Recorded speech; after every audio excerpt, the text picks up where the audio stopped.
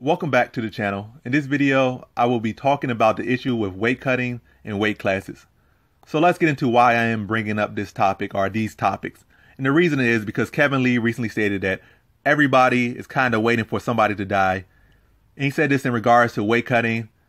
And I don't know who exactly this everybody is that he's talking about, but I'm assuming that he's talking about the athletic commissions and maybe big organizations like the UFC. I think he makes a decent enough point, but I disagree heavily with that point. The commissions nor the UFC are forcing any of these fighters to fight at any weight class or cut any weight. The fighters themselves choose to cut weight.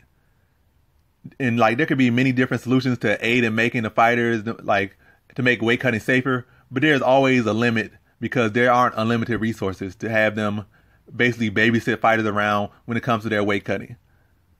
The UFC could enforce new policies to make it so that if fighters miss weight a certain amount of times, or in extreme cases that they are barred from fighting at certain weight classes. And I think that's one policy that could help. Another thing, I believe Kevin Lee mentioned that an addition of a 165-pound weight class, I think that makes a lot of sense because the 170-pound division and the 155-pound division are the two most populated divisions in the sport. It would certainly stop some fighters from trying to go down from say a fighter's fighting at 170 and they're maybe on the smaller side, it would stop them from trying to go all the way down to 155-pound division and cutting an additional 15 pounds of weight that they already have to cut, just trying to get down to 170. They had to get even lower, so it kind of prevents that. And also fighters who are too big for 155 but too small for 170 can go up in weight without having to worry about giving up that weight advantage. Say a fighter like Kevin Lee, he won't have to go all the way up to 170. He could go up to 165. Probably be a more medium-sized 165-pounder than instead of it being on the smaller end of a 170-pounder. But all that being said, now back to the dilemma at hand with weight cutting. I think you can add a weight class for every 3 pounds and people will still be trying to cut to the lowest weight class they could possibly get to. So here again, they could make every 3 pounds could be a new weight, a different weight class, and people still will try to cut down 20 pounds just so they can have a huge weight advantage. So, and also, people often mention the organizations and athletic commissions, but what about the fighters and their coaches? So let me say this again. What about the fighters and their coaches? Think about it. Think about it really. The coaches are literally around their fighters day in and day out, week after week. I mean, sometimes fighters bounce around, but they always have these main coaches that stick with them. These are their coaches.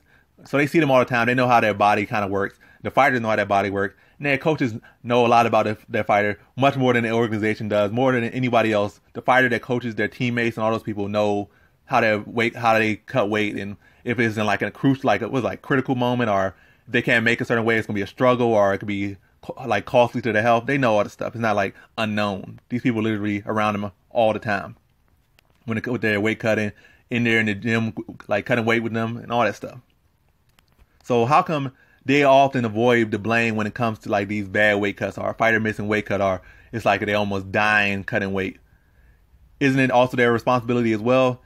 Even if these fighters are all grown men and women, the responsibility can't just be stripped from the coaches. And they aren't doing any charity. They are getting paid to coach these fighters.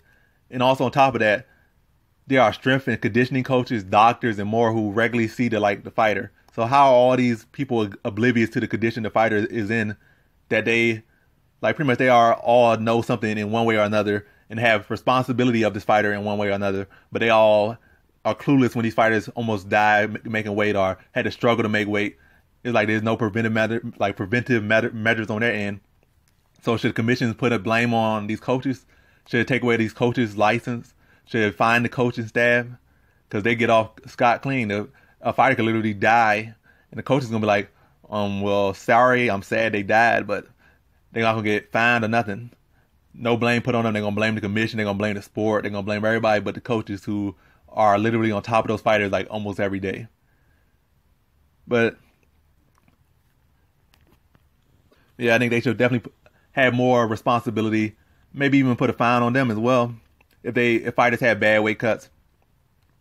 So when they actually see that the fighter's having a hard time cutting weight or having health-related issues and they're straining to make a weight, then they can make a decision to pull a fighter from if they're cutting too much weight, just pull the fighter, determine that, it's too much of a risk to cut this weight. We're just going to pull you from this fight, pull you from this event. I know it's going to be a lot of stuff that's going to be bad about you missing weight. Maybe you're missing out on money. Maybe you train and put money into it, but your health is more important. And if you miss weight, you could possibly die, and nothing more valuable than your life. So, but that's about all I got to say. That concludes this video. Thanks for watching. Like, comment, and subscribe, and come back for more videos. Peace.